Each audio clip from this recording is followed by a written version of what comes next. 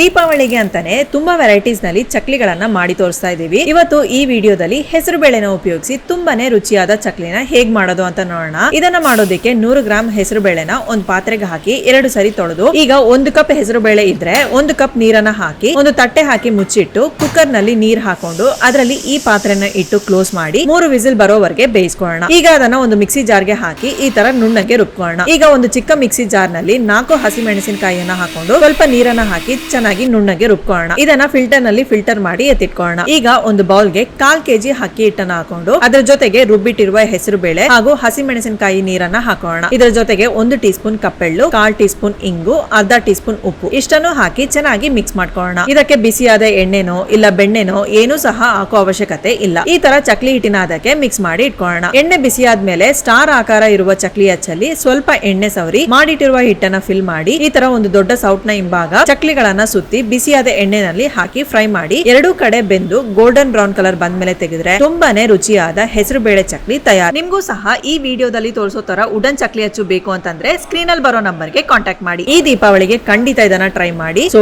ಈ video ಇಷ್ಟವಾಗಿದ್ರೆ like ಮಾಡಿ, foodie ಕನ್ನಡನ ಫಾಲೋ ಮಾಡಿ.